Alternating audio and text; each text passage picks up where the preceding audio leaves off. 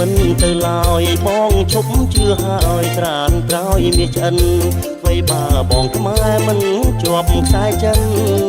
វត្តបាបជុំបិណ្ឌបងមិនជឿទេវត្តបាបជុំបិណ្ឌបងមិនជឿទេ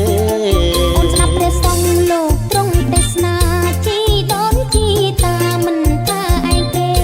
ខ្លាយយោនកំណើតកើតជាប្រែតទេផលកម្មបុកទេមិនទៀងទេណាផលកម្មបុកទេ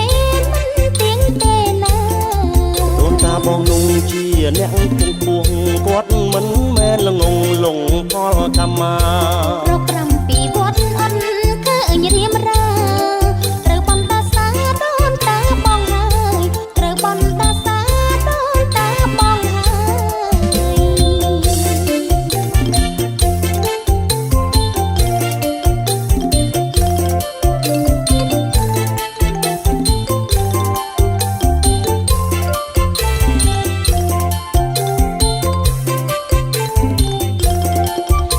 សូត្រមន្តបើស្ងួនទំនេរទៅនឹងអូនទេទៅគ្រប់គ្នាពុកម៉ែឲ្យអូនអញជឿស្ងួនគ្នាក្រៃមានសទ្ធាបូជាចំបិណ្ឌក្រៃមានសទ្ធា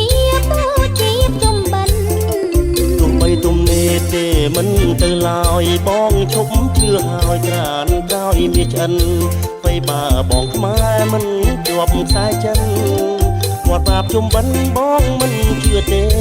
វត្តបាបជុំបិណ្ឌបងមិនជឿទេអូនស្ដាប់ព្រះសង្ឃលោកទ្រង់ទេសនាជីដូនជីតាមិនថាឯងទេខ្លាយយោនកំណើតកើតជាប្រែតទេផលកម្មបុកពេមិនទៀងទេណាផលកម្មបុកពេមិនទៀងទេណាដូនតាបងនោះជាអ្នកគង់គួងគាត់មិនមែនល្ងងលងផលកម្មមា